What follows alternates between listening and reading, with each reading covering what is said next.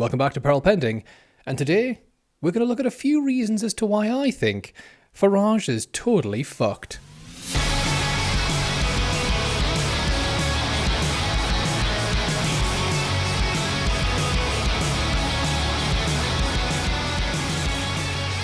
This will probably be the last one until the actual report into Farage and his 5 million comes out. Tomorrow perhaps we'll take a closer look at Christopher Harborne, and perhaps it'll be a lovely Reform candidate catch-up. But for today, I thought we would take a closer look at the House of Commons Code of Conduct and into 3 reasons why I think Nigel Farage is totally fucked. Let's get into it. So to begin with, we are going to be looking at, again, the House of Commons Code of Conduct. Specifically, we're going to look at Category 1, Category 5 and Category 8. And them 3 are why I think Farage is going to be found to have broken the rules, basically. So, the Chapter 1, Registration of Members' Financial Interests. This is where it all begins. Requirements of the House, Part 1, Paragraph 3 of the Code of Conduct of Members of Parliament provides, members shall fulfil conscientiously the requirements of the House in respect of the registration of interests in the Register of Members' Financial Interests. They shall always be open and frank in drawing attention to any relevant interest in any proceeding of the House or its committees, and in any communications with ministers, members of the public, members, public officials, or public office holders. That's sort of where this all begins. And point 2 of that states, the House requires new members within 1 month of their election to register all their current financial interests and any registrable benefits, other than earnings, received in the 12 months before their election. After that, members are required to register within 28 days any change in those registrable interests, such as a change including both the acquisition of new interests and the ceasing of any registered interests. That's the line there. Within 1 month, you got to tell us everything you've earned. And then you also have 28 days to respond to it. And this is where Farage got caught. He didn't want to. And then apparently he got hacked by the Russians, although that seems to have gone rather quiet. And that's where the problems popped up. So Category 1, this is the first point I believe Farage has potentially broken. Employment and earnings. Threshold for registration. Members must register, subject to the paragraph below, individual payments of more than 100 which they receive for any employment outside the House. They must also register individual payments of 100 or less once they have received a total of 300 payments or whatever size from the same source in a calendar year. 5 million definitely breaches that 100 to 300 payment threshold. But point 7, the one underneath that, this is where I want to focus on. Under this category, members must register any of the following received as a director or employee or earned in any other capacity: salaries, fees and payments in kind, gifts received in recognition of services performed. And that's the one that I think is going to catch Farage, because he did call this an unconditional gift at one point, but then at another point he called it a reward, didn't he? A reward for the services of Brexit, perhaps? But frankly, it was given as a reward for campaigning for Brexit for 27 years. So it was a reward for campaigning for Brexit. In other words, you could argue it was a gift received in recognition of services performed. Again, I'm not an expert. I'm not even a journalist. I'm just some guy on the internet who's doing a little investigation. I could be naive. Do let me know below, but there we go. Category 1, ticked off the list. I think he could get caught here. The next point is Category 5, and this is the main one. This is the one that everybody seems to have sort of centred around. Gifts and benefits from sources outside the UK. Members must register, subject to the paragraph below, any gifts or benefits with a value of over £300 which they receive from a source outside the UK. They must also register multiple benefits from the same source if taken together. These have a value of more than 300 in a calendar year. And of course, once again, this was received from a foreign source. This was also more than 300. Just underneath that is point 42. Members should not register under this category. Benefits which could not reasonably be thought by others to be related to membership of the House or to the members' parliamentary or political activities. For example, purely personal gifts, or benefits from partners or family members, or loans or mortgage arrangements on commercial terms. However, both the possible motive of the giver and the use to which the gift is to be put should be considered. If there is any doubt, the benefit should be registered. And this is the point where Farage's side's arguing it was a personal gift, and therefore, as you can see here under point 42, members should not register under this category. However, what I think is going to catch them out here is that it's talking about it being related to membership of the House or to the members' parliamentary or political activities. Well, after he got given that gift, he obviously started talking a lot about crypto. But to turn the camera onto Christopher Harborne for a second, it's been well documented. This is just one snippet from a Guardian article. Links to all information I've mentioned here will be in the description below. But the Guardian journalist asked Harborne about the timing of his donations, and his lawyer said connections should not be drawn between their dates and unrelated events, without elaborating. However, Harborne does have a political agenda, says Velcott, the businessman who knows the family. So it's not really an unconditional gift if Harborne does have a political agenda now, is it? Or how about this from Politics Home? In 2019, almost 3.5 million of his donations to the Brexit party came after Farage had been outmaneuvered by Boris Johnson. So he's giving money to the Brexit party. Was this a gift as well, or is he a donor?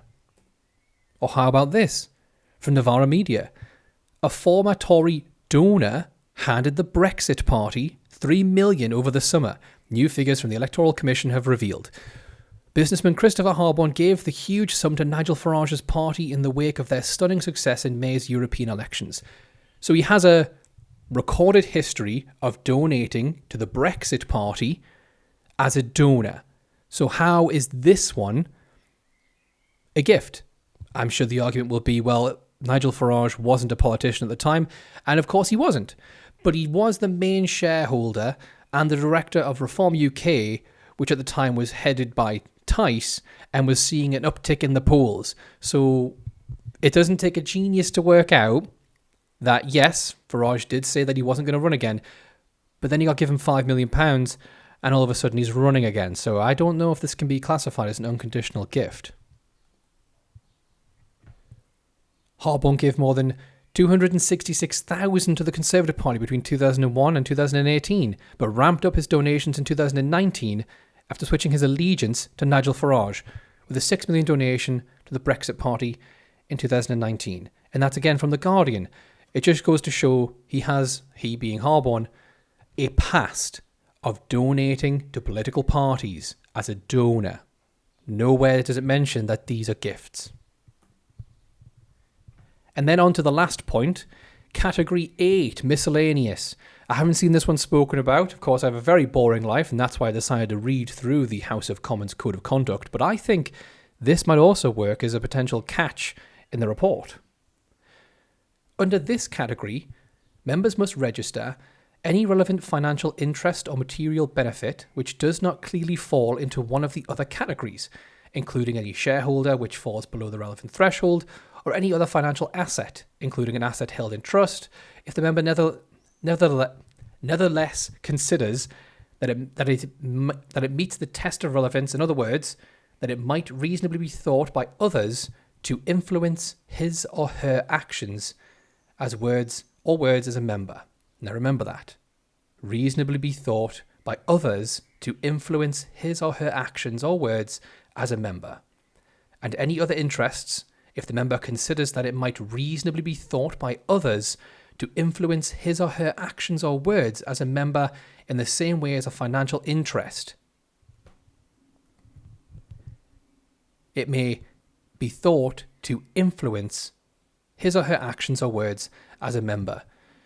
Now, of course, is there any evidence of Farage being influenced? Well, there's nothing directly that we can 100% say has caused some kind of influence. But all I can say is that ever since receiving this £5 million, Farage has been talking up crypto, specifically Tether, which is owned 12% by Christopher Harborne.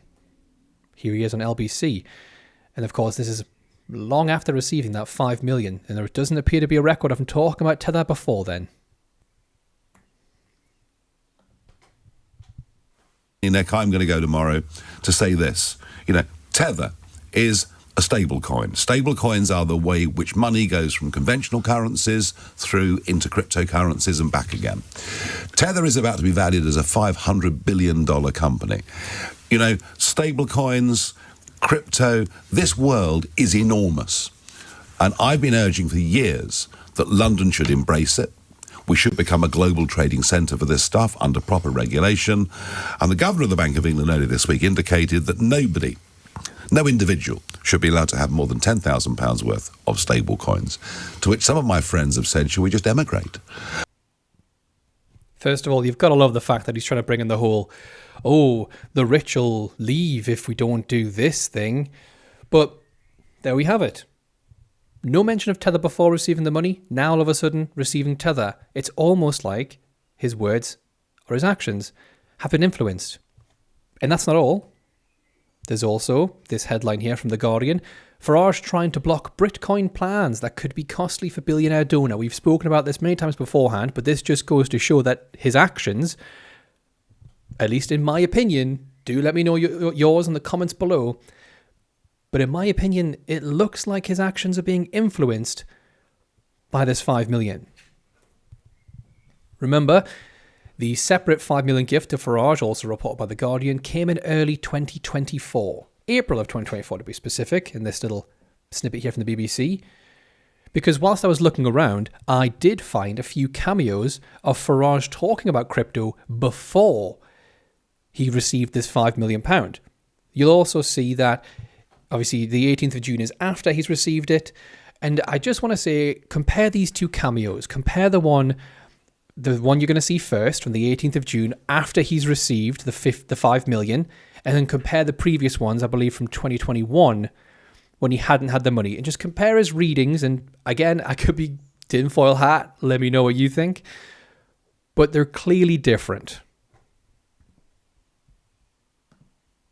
I am a fan of crypto. I think it's the ultimate freedom. And I now learn there's a Farage coin, which is gathering support from the Reform UK cryptocurrency community. I am told you must invest in Dogecoin to save Chungus from the sussy imposter. Gabecoin has launched an attack against sus Doge imposter. Emergency meeting vote. Eject Doge. I repeat, eject Doge. Amogus, Amogus, Amogus. I want to congratulate Arthur on the NIG Finance airdrop. A big, new, bold initiative, as all these coins are. I hope the Farage coin goes to the moon. It's speculative. I'm not telling people to invest their life savings in it, but you never, ever know. You see what I mean? In the one in 2024...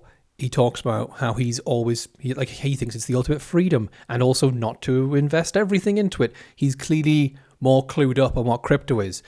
The previous ones from 2021 about Dogecoin and Gabecoin, he's just reading a script. It's not the same vibe, for sake of a better word. Again, I could be tinfoil hat. Do let me know, but I just think this doesn't really help. This looks like his actions are being influenced. And also, it wouldn't be the first time that Farage has broken this code. From the BBC, in January of this year, Reform UK leader Nigel Farage breached MP's rules 17 times by failing to register financial interests, totalling 384,000 within the 28-day limit the parliamentary commissioner found the standards had ruled. Daniel Greenberg, the same chap who's performing the investigation now, has said that following an investigation, he had concluded that the breaches were inadvertent and therefore would not be recommending any sanctions for the Clacton MP.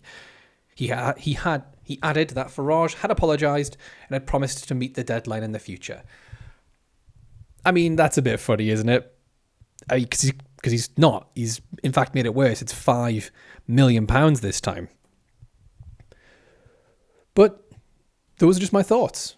Personally, I think Category 1, Category 5 and Category 8, I believe that there's a case for all of them. I'm not an expert. What do you think? And if he is found out to have broken one or all of those, or maybe even more, does this mean that there could potentially be a criminal investigation into possibly bribing in politics? I don't know. I'm really curious to see where this all goes. And we're on, week 4 now? It's been about a month since this investigation started. I suppose it's going to require a lot of time, considering especially how transparent Reform are being.